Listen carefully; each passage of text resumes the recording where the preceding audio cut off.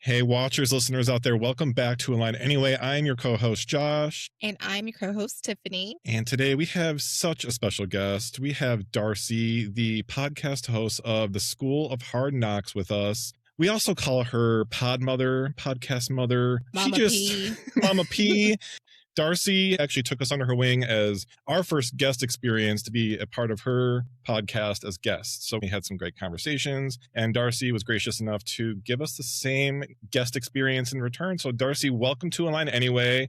And why don't you go ahead and tell all the people all about you, your podcast, and what your vision is for today. Well, thanks, Josh. Well, I'm super excited to be here with you guys. Like, I have been watching your progress, so I guess that would kind of make me like Mama P. I'm like, oh my gosh, 100 streams. I'm like, I know. Oh my gosh. I'm excited. Yeah, thank you so much. That's amazing. You guys are doing so great. I'm really proud of you. So, thank you. I am Darcie, and I am from the Cheesehead state of Wisconsin. As Josh said, I am the podcast host of the School of Hard Knocks because I'm a multi-graduate of the School of Hard Knocks. I'm also a 2-time best-selling author with collaborative books that I've done with 24 other women. Empower Her Volume 1 and Empower Her, the Powerhouse Edition. So it's a group of women that have been able to get together and really talk about some of the hard knocks that we've been through, but we've made it through and how we've made it through. I'm also, get ready, an NLP practitioner, a clinical hypnosis practitioner, and a success coach. And then I never throw it in, but I also do photography on the side because it's just my passion to catch people's moments in time. Just like weddings and baby showers and things like that. I absolutely love doing. Okay. I'm getting married October 24th, so maybe we should chat. Where am I flying to? We'll be North Carolina. Ooh, sweet. Nice location. Love it. That's amazing. Well, the hypnotist test, tell us more about that. I'm learning all this. I'm like, okay, all the new stuff coming in. Yeah. So, it's such an interesting thing because this is a clinical hypnosis, which means you are still very much in touch with what is happening. This is not like what a lot of people see on YouTube and things like that, where people are rapping when they can't and they're doing weird things. I can't make you stand in a corner and bark like a chicken. So you're totally fully aware. You can stop anything. Like if I were to say, Tiffany, let's go rob a bank, you'd either hopefully, right, stay silent, or you'd look at me like, what are you talking about? So it's a really relaxing way to transition into helping your subconscious connect with your conscious mind. It's a really relaxing experience. I love that. So I actually did that. And Josh, I don't know if I told you about it, but I met a friend of mine. Her name is Tamara. And we met on Bumble BFF when I first moved to North Carolina trying to make friends. And she does this. So I was like, I want to experience it and see what it's about. And it was a really awesome experience. I kind of connected to another version of myself, a deeper understanding of okay, I'm understanding why I'm feeling this burden. And it was a really great experience. So for anyone listening, I've experienced it, and it was definitely something that changed for me and kind of how I navigate things and maybe think about things. I feel like it would be something that would be great if I had stuck to it too, because you definitely need to kind of take it and continuously do it so that you can actually progress. Because it's not just learning that one thing or connecting that one thing. It's learning now how to shift this into solution now that I understand. Yeah, and that's a really good point to make too, because even what I do with the NLP, which is Neuro-Linguistic Programming, it's not me doing anything to you. It's me working with you. I'm the guide. This is the same thing with anything that we take on in our life. You have to be a willing participant in the change. When you're looking to change anything, whether it's getting rid of pain, grief, sadness, hurt, you're holding on to old memories, things that you need to let go of, or I've helped people who don't want chocolate cravings anymore, or don't want to drink soda, or I've integrated parts together with people where they want to make money, but they don't want to make money, maybe because of something that You know, like for me, my dad used to think that people who had money when I was a kid, that they were stuck up, they were snobby. So for me, when I made money, I was like, well, let's just spend it because I don't want to be that girl who thinks everybody is so snobby. But then at the same time, I want some stuff. So I can't be spent, you know? So I had to have a parts integration done to myself to get those two parts together so I could understand it better. But, you know, you have to be a willing participant in it for it to work. That is so cool. And I love how you just discussed just our relationship with money. You know, that's a really big thing because I think everybody thinks about it different. You know, I have four siblings and we grew up kind of differently depending on what stage of life my mom was in. And we all have different views of money and like different money trauma. So hearing you actually talk about that and address that, I feel like that's something that I've brought up before with a therapist and it was not really understood or we didn't really work through it. And you know this because we talked about this before on your podcast. And Josh, I just talked to you where I'm just frustrated with the therapists that I have talked to recently. I feel like it's like they want to be my friend. Like, what's up, girl? What's tea? I want to know what's going on in your life. And I'm like, okay, well, I want you to call me out. I want you to address some things and I want to put actionable steps in place to change things, right? So pointing out, like, let's say I went out and randomly bought a car when maybe I couldn't afford it. You know what I mean? Not that that happened or anything, but I did just buy a car. But like being able to talk to that person and be like, hey, let's talk about some money trauma. Like, I just feel like a lot of the therapists that I have been coming in contact to that are linked to my insurance, right, have not been on that level of ascension that I feel like you are on when you discuss that. And so I really just wanted to kind of give you your flowers and I really appreciate that and kind of what you bring there. Yeah, the interesting thing, because I'm all about people going and seeing therapists and counseling, but you guys know about some of the trauma that I had went through with my dad. And I remember telling a lot of his doctors, you know, quote unquote, I don't want your freaking textbook answers. I'm so sick of that. We are all individual people. And whatever may be going on with Tiffany is not going to be the same thing that may be going on with Sarah. Even if they both have the same type of disconnect from something, the reasoning behind it is different. You know, that's why with NLP, it's us working with each other so I can uncover, well, why do you feel like that? Who told you that? You know, a lot of times we're playing these scary movies over and over in our head from things in our childhood or things we've experienced. And we just need to have the opportunity to wipe the screen clean, you know, and therapists aren't always about doing that. You know, they want to, how deep can we get? And sometimes getting really deep is really painful, you know, and it's not always helpful to get really deep. You know, sometimes you can actually get to the root of the problem by not having to go all the way to the root. I mean, I know for me, like I think about gardening, when I pull weeds out, I don't have to dig all the way down to the bottom of the root. I get a good clump of what I need and I pull it. But even better, water your garden first because damp soil is going to allow those roots to pull out even easier, right? So it's all about the different techniques that you're able to use to help people get to where they're looking to be. I do want to comment on that because I didn't realize that I do that, right? Like as you're sitting there talking through that, I'm like, holy shit, I don't feel satisfied until I feel like I've understood completely what my trauma is or what my problems are. But the beautiful thing is that you don't fucking have to, like, in order to have this feeling of solitude. But I always do that. I don't think we ever think about that, but I'm sure all of us to some point have some of that in us. Yeah. Yeah.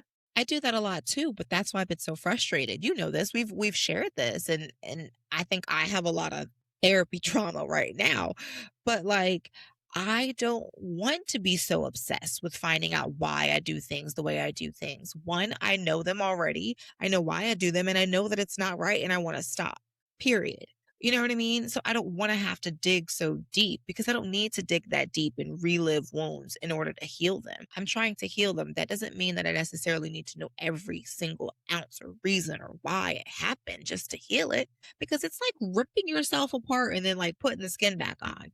Why did you do that? You could have just like, you know, spruced it up a little bit and, you know, what is it? Stitches. It's stitches. Why'd you take all the skin off and put it back on? That was a gross analogy. I'm sorry.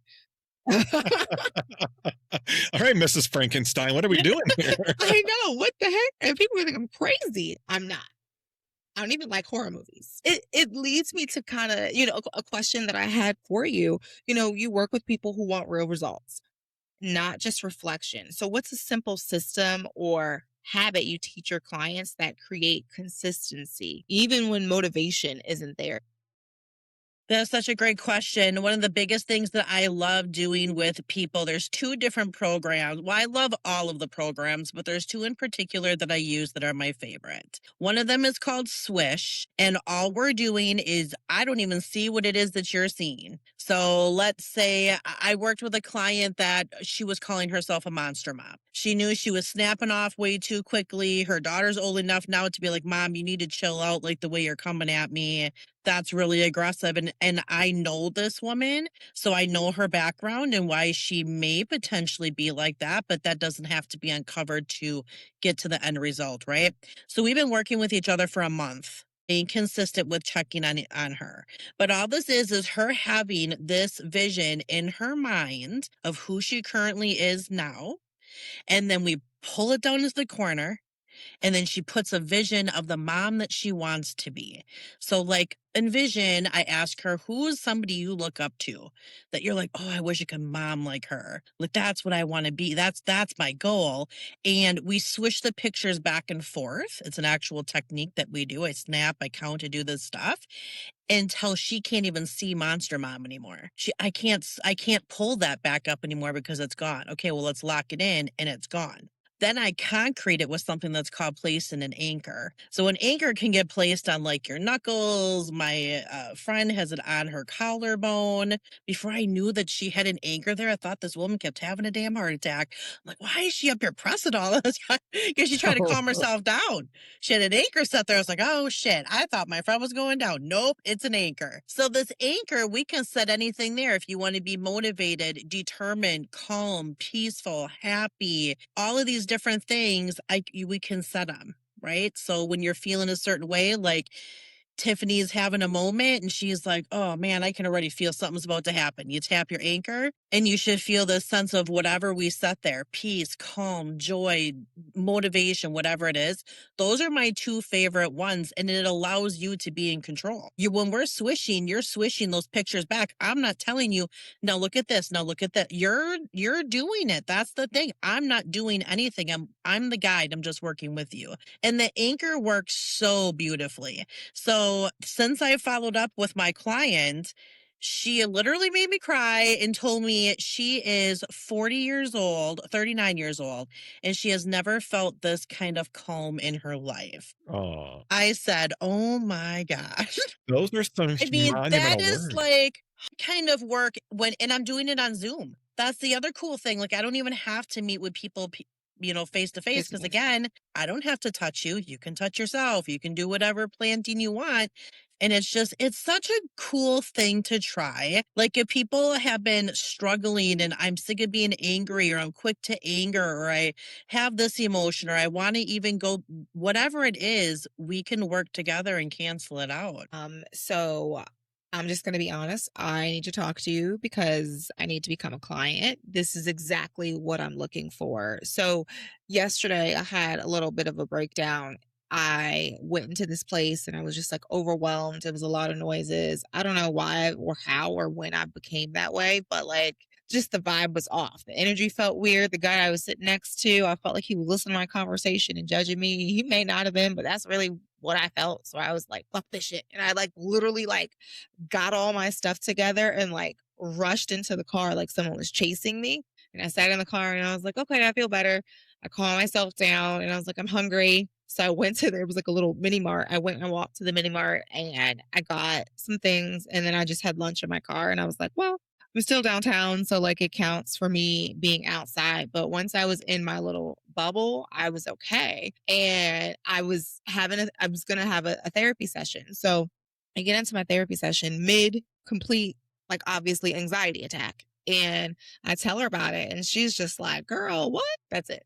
Wow. That was her response. And I was like, So clearly, like, that's not normal, right? And she's like, well, they're, to each their own. And I was like, I ran out of a coffee shop like someone was chasing me. Yeah. And there was no tools, there was no calm yourself down, there was no let me teach you how to self-regulate, there was no nothing. And then I think for me sometimes, like, I know these words. I've been in therapy for a long time. A lot of my friends happen to be therapists as well. And so we're having these conversations. So I think sometimes she's like surprised that I know certain things, or like we'll do something and I'm like, yeah, I've tried, CBT therapy and things like that, but it doesn't stick for me. I'm really looking for something more solutions based. Even more so, I'm a very controlled person.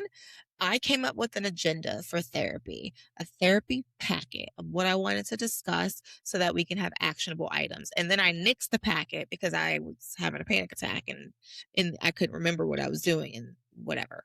But I realized, like, why am I going to do her job for her? And then I was talking to Josh and I was like, yeah, so I need to find another therapist. Like, I need to find something that works. And so what you just said were like 2 actionable items where I'm like, oh, I don't know what exactly I'm looking for. And then you said it and I was like, oh, that's what I'm looking for. Yeah.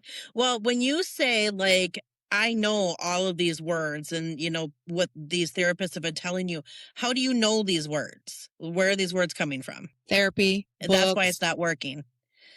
Just that period. That's why it's not working. You don't need somebody else's words to calm you down. You need whatever your word is to calm you down. That's what this is all about, is getting into your mind about what your subconscious knows. Our subconscious is recording all day long, like a trillion things all day long. Like, you don't have to think about blinking. Your body just knows to blink. You don't have to think to breathe.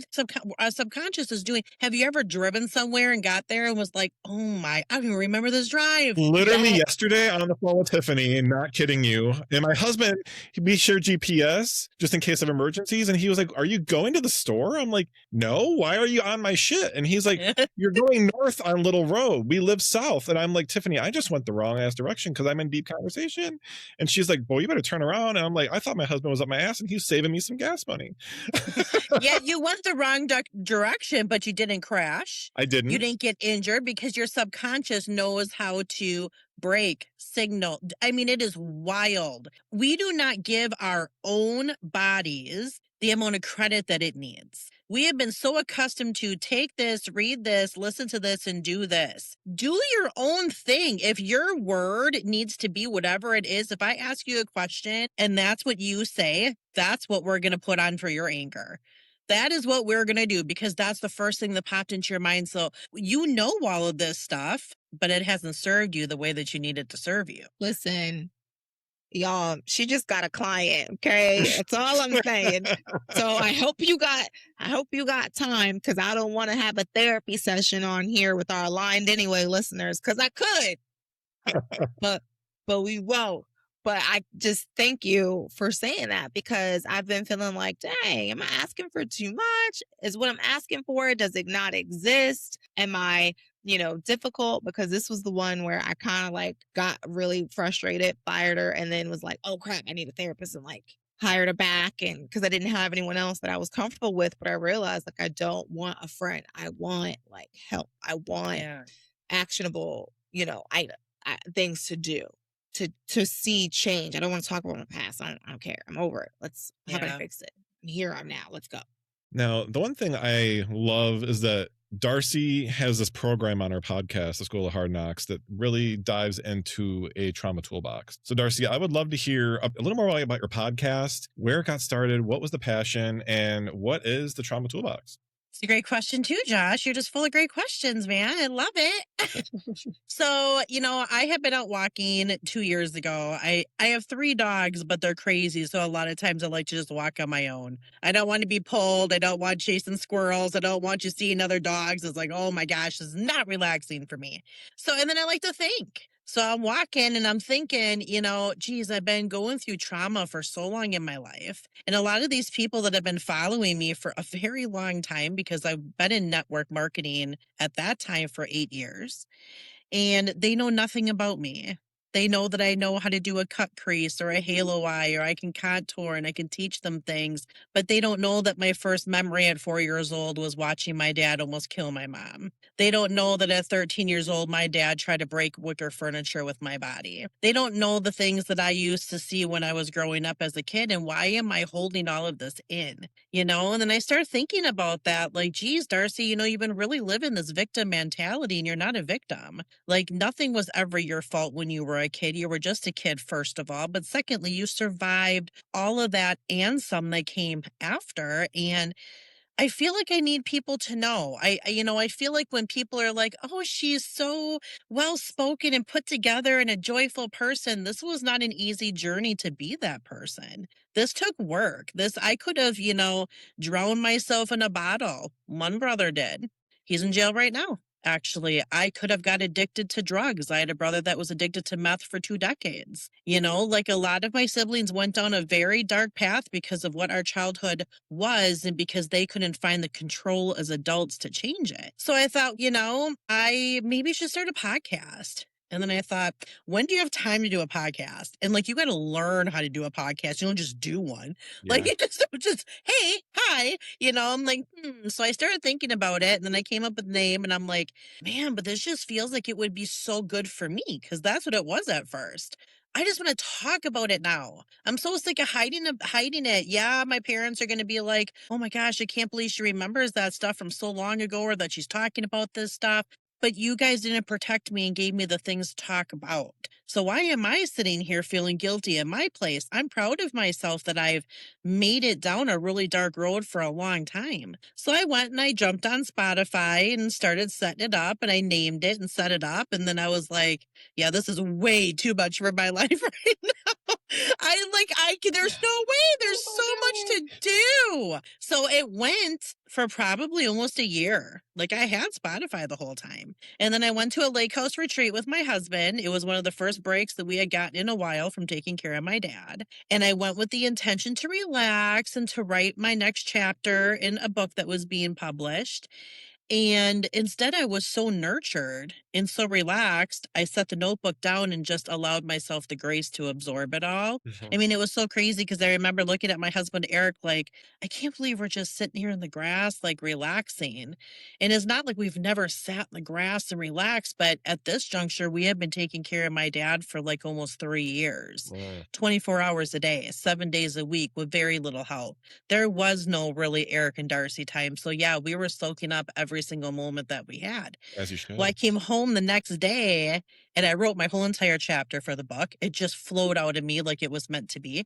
And then the day after that, I said, I'm setting up this podcast and I'm recording my intro. And I did my trailer. And I was like, that actually wasn't like really that bad. I think I freaked myself out.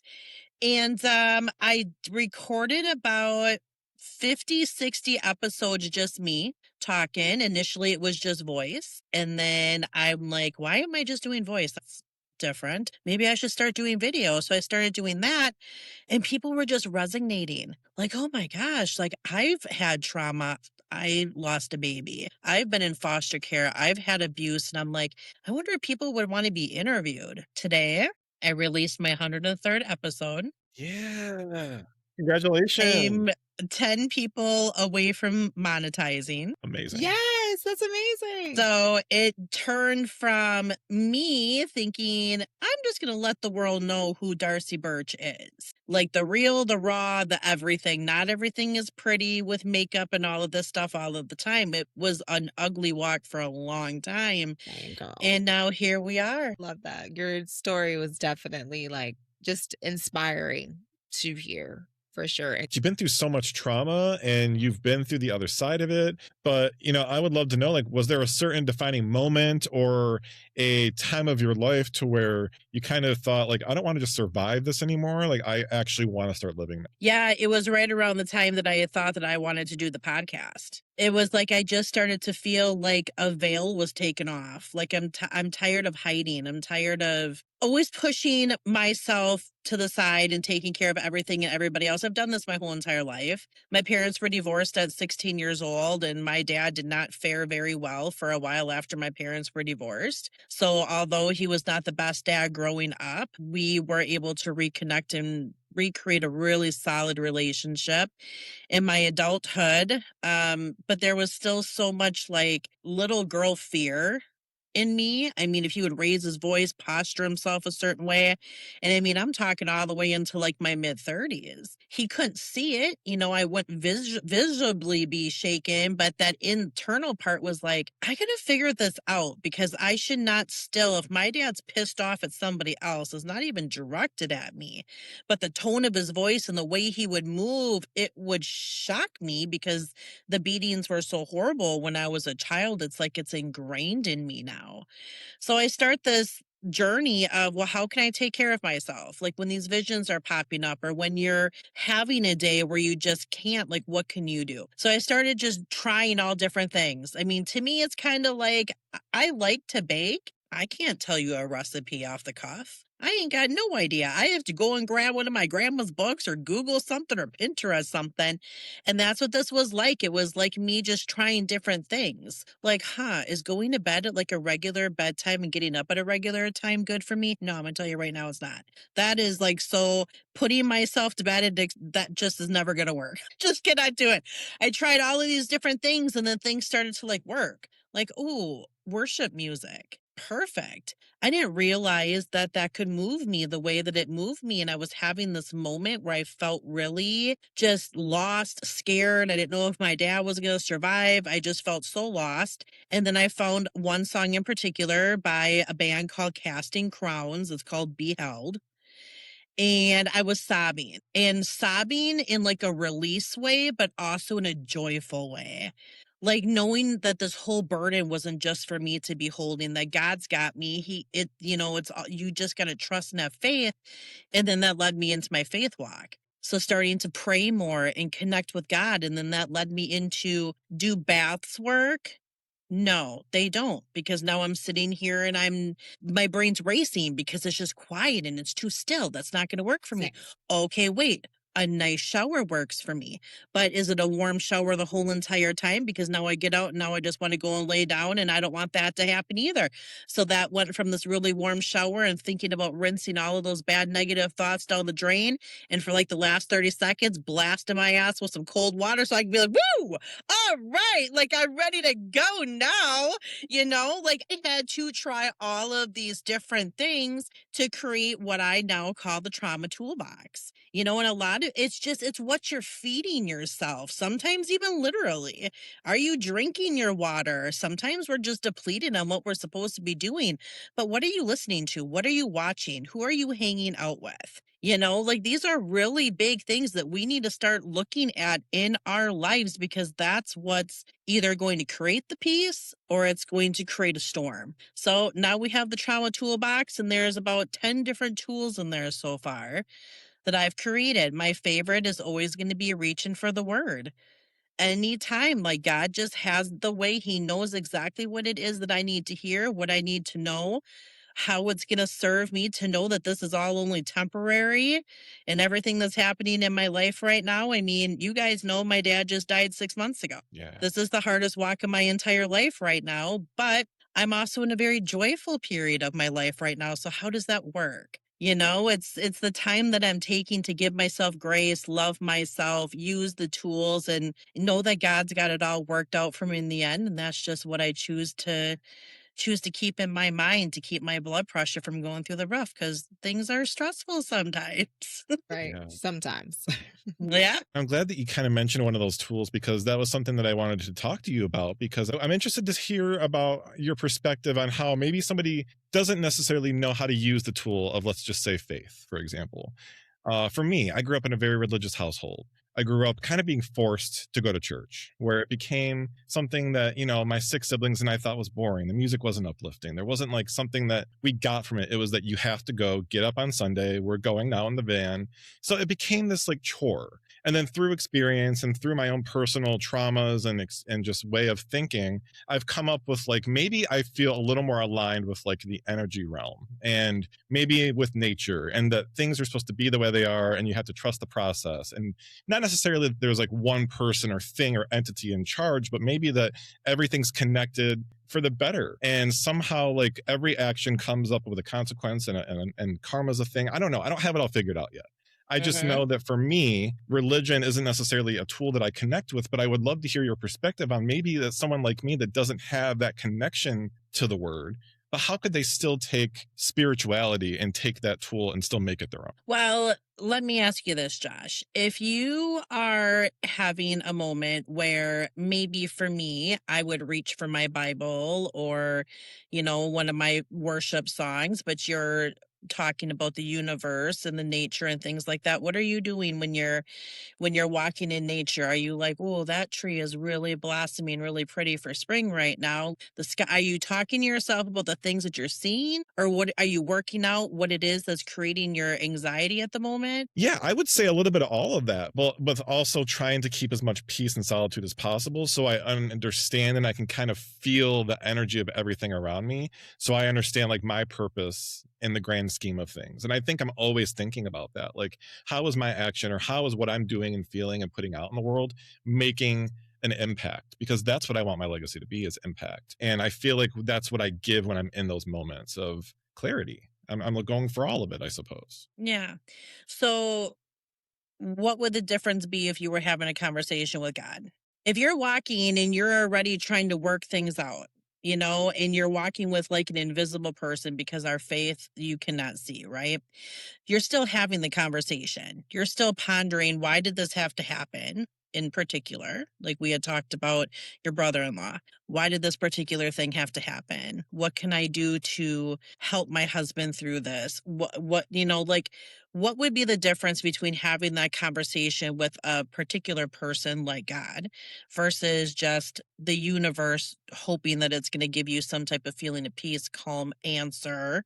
A lot of people, they're like, man, I wish that like I had a handbook for life. The Bible is the handbook for life. You can literally open it and you can find the answer to anything in there, regardless if it's from over 2,000 years ago or current day. Our problem is that we think that we can fix everything, like how Tiffany's therapists do. They think that they can fix her. She's not broken. Nobody's really broken. We just need to be like remolded together a little bit more. But we have this very definitive way about us as humans where I don't need anybody and I can handle everything, especially women in particular. Some men are that way too, but a lot of them go home and ask their wife, what should I do about this, babe? But in Josh's case, he asks his husband, what should I do? And he says, go talk to the trees, Josh, because that's what you do. So, but that's, if you're somebody who you don't have that faith in God, then you start talking to what you are believing in. If it is your universe, if it is your spirit guide, if it is Mother Nature, then that is your calm, then that is your peace. It's no different than me saying, I like listening to Jamie McDonald or Laurel Daigle, some worship songs that my praise hands goes up, versus, somebody else saying, well, for me, it's Celine Dion or some old Whitney Houston. What's the difference? There's none, because what you're doing isn't for me. And what I'm doing isn't for you. The bottom line is if it works for you, and if it's bringing you the joy that you need, that is all that should ever matter. I love that you say that. And then, Josh, I can think about another time that you mentioned to me of like how you connect. Remember you told me like you were having a bad day and I think you were dealing with the beach. So like you said that the water, the waves and things like that brought you clarity. Mm-hmm. So in that moment, the breeze, the sound of the ocean, that is what calms you. So I'm a person who I believe in, duality. Two things can be true. Because I like my crystals. I like hearing about energy and about horoscopes and about how Mercury in retrograde is what messes up technology, and it ain't me. So I like to blame it on Mercury. But I also believe in a higher power and I believe in God. I don't necessarily know that I'm aligned with religion because of hurt and trauma that I have from religion, but also my viewpoint on those things. And I'm okay with that, right? I'm okay with having that duality. I'm also okay with you having whatever belief it is that you have. You know what I mean? And that's why we have aligned anyway, right? Where we can talk about these things. And like you said, it's not a one size fits all. So it's whatever works for you. So for me, it is also music too, Darcie, but I'm very like, I'm moody. So it depends. Like I got to pick the right mood. If I'm too down, we're not going to play no sad music. And it's funny because like my kids, like they know that. They be like, it's sad. You sure you want to listen? And I'm like, oh no, I'm in a good mood. It's okay. But if I'm already sad, we can't do it. So, I'll play a song that fits the vibe, fits the mood, and then that gets me out. But like to your point, if it's too quiet, like I'm just sitting in a bath, supposedly relaxing, I'm not relaxing. My brain is like, but if there's music playing, I now find myself vibing with the music, relating to whatever is going on and out of my head and into my feelings that don't necessarily have to be down because I'm kind of focused on what that music holds. So for me, that's my word. That's my solace. So I think it just depends on how you see the world and your perspective with how you use each of the tools, really. Because like you said, what was it? Anchor and what? Swish. Okay, Anchor and Switch. So what I connected to the most was Anchor. So when I would be in therapy, like when I would get anxiety, my therapist would tell me to hit here, here and some other places. I forget what that was called. But the fact of just having an anchor where I can just hit to one place, I realized that I do that and I didn't know what I was doing. It's my collarbone. I don't know why that's what I choose. But if I'm doing this, I'm anxious right now and I'm trying to calm myself down. And so I created my own anchor and didn't even realize it. So I think it's just really important that we have that individualized idea when it comes to not just therapy, but just anything that we have and the relationships that we have. And, Josh and I talk about this too, as it relates to like how we coach very individualistically, because not everyone's going to learn the same or learn at the same pace. And the same tools aren't going to work for everybody in that way. But the mind frame, the blueprint, as you would say, is still the same. It's still to produce actions. And I like that. And I can say that's awesome. And you did a great job of explaining it that way too. Yeah, I mean, at the end of the day, as long as it's bringing you joy and it's not hurting yourself and hurting anybody else, that's the best tool. So whatever that looks like for you, reach for it every single time because you know that it works and use it. I agree. And I love that you gave the okay that that's okay to not be on the same wavelength on that. And I think going into that conversation with somebody that has such a strong faith, a lot of times you kind of have the preconceived notion that they're going to go, no, well, no, this is kind of the right way. This is what we should think. This is what I want you to believe. And just based on my own personal experience and being gay and trying to be in church and knowing that this book that everyone is reading is telling you that you shouldn't be existing and that you're a walking sin, but still trying to believe that who I'm going into doesn't really feel that way. But yeah, everyone else around me tells me I do. So for me, it was always this push and pull with religion. And now that I'm talking through it, I feel like my difference in belief system is really that religious framework or that frame of mind, because we all have this belief that there's something greater out there for us. We just don't know what it is because none of us can or do. Whether you call it God, whether I call it my God, or whether I call it the sand, the air, or the waves, it's still something that we anchor back to the original point that keeps us centered. And I think that's great that we can all align on that.